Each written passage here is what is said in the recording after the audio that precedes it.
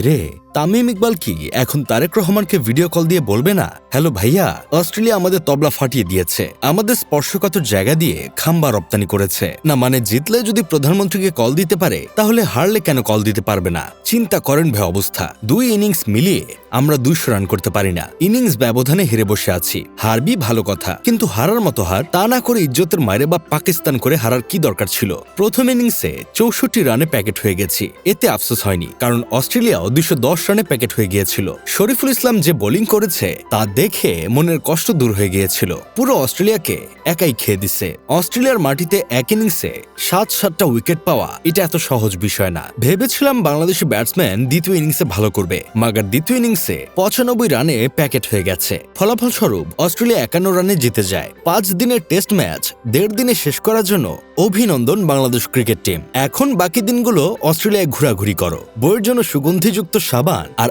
আত্মীয় স্বজনদের জন্য ফেনা যুক্ত শ্যাম্পু কিনে মায়ের ছেলে মায়ের কোলে ফিরে আসো। সত্যি বলতে অস্ট্রেলিয়ার সাথে আমরা টেস্ট ম্যাচ জিতবো, তাও আবার কিনা তাদের দেশের মাটিতে, এটা আমরা কোনোদিন কল্পনাও করিনি। কিন্তু তারপরও প্রথম টেস্টটা যখন জিতে গিয়েছিলাম তখন গর্বে বুকটা ভরে গিয়েছিল।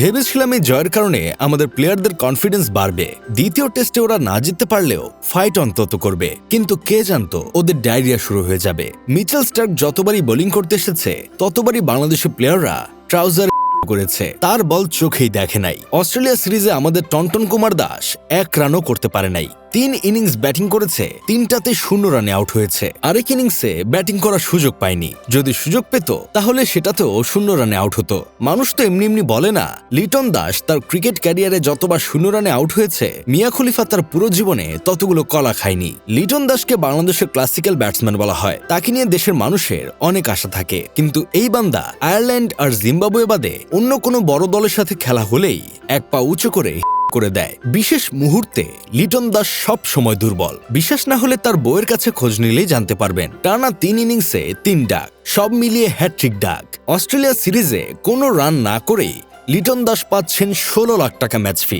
যেহেতু টেস্টে বাংলাদেশের ক্রিকেটাররা ম্যাচ প্রতি 8 লাখ টাকা করে ম্যাচ ফি পান, এর বাইরে আনুষঙ্গিক বেতন বোনাস তো আছেই।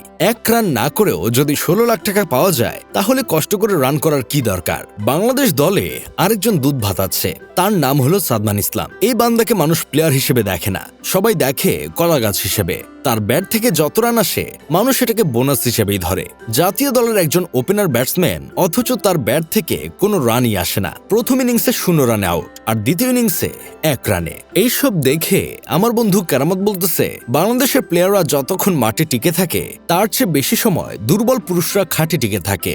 যাই হোক, শেষমেশ আমি গোলাম হোসেন একটা কাজের কথা কই। England, India, Australia, south Africa কেন বাংলাদেশের সাথে টেস্ট ম্যাচ খেলতে চায় না বুঝতে পারছেন? কারণ ওরা জানে বাংলাদেশের সাথে খেলা মানে 5 দিনের ম্যাচ 2 দিনেই শেষ হয়ে যাওয়া।